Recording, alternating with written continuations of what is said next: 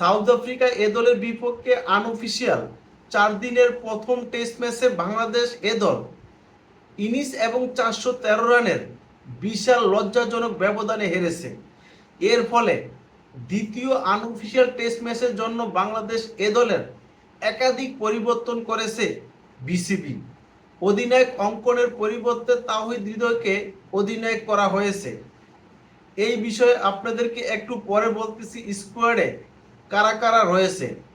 যদি আমরা প্রথম টেস্ট ম্যাচের দিকে একটু তাকাই, বাংলাদেশ 2 ইনিংসে কি নাজেহাল ব্যাটিং করেছে, মানে সাউথ আফ্রিকার বোলারদের সামনে আত্মসমর্পণ করেছে এক প্রকার।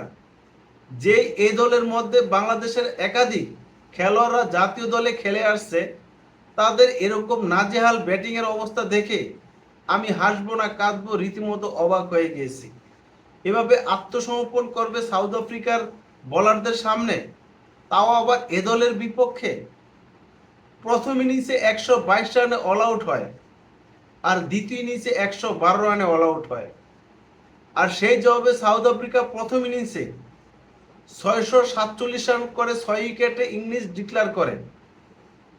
দলের পক্ষে 256 রান করে ক্যাপ্টেন এবং কেশিলে করে 200 রান। বাংলাদেশ এ দলের প্রথম টেস্ট ম্যাচের প্রথম ইনিংস এবং দ্বিতীয় ইনিংসে কোন ব্যাটার কত রান করলো আপনাদের মাঝে একটু তুলে ধরলাম। মাহমুদুল হাসান জয় দ্বিতীয় ইনিংসে 1 রান করে, Naim Sheikh 30 run, Sadat Hossain 0, Zakir 8, Afif 6 run, Ankon 18 run, Naim Islam 13, Hasan Murad 2, Enamul Haque 19 run করে।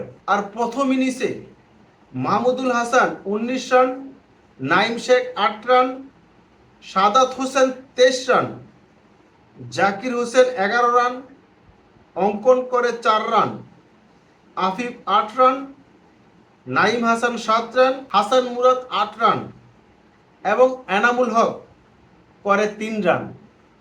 এই হচ্ছে বাংলাদেশের ব্যাটারদের অবস্থা, যার ফলে বিসিবি দ্বিতীয় আনঅফিসিয়াল টেস্ট ম্যাচের জন্য একাধিক পরিবর্তন করেছে। তবে স্কোয়াডটা দেখে মনে হচ্ছে এটা একটা টি-20 স্কোয়াড গঠন করেছে। আমার কথা হচ্ছে, আপনি যাকে এ দলের ক্যাপ্টেন করে পাঠালেন একটা টেস্ট ম্যাচের উপর নির্ভর করে তাকে একাদশ থেকে বাদ দিয়ে নতুন করে ক্যাপ্টেন নিয়ে গেলেন, এটা আমার মাথায় ঢুকতেছে না। দ্বিতীয় টেস্ট ম্যাচে বাংলাদেশ এ দলের যে স্কোয়াড,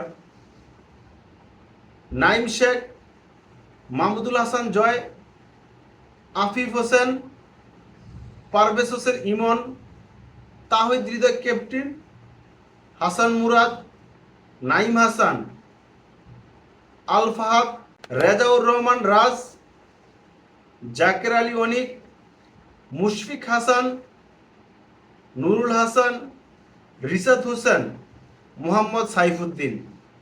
তবে আমি বলতেছি তাহিদ হৃদয়ের অধীনেও এই দলটা সাউথ আফ্রিকা এ দলের বিপক্ষে দ্বিতীয় আনঅফিসিয়াল টেস্ট ম্যাচটা জয়লাভ করার সম্ভাবনা খুবই কম দেখতেছি।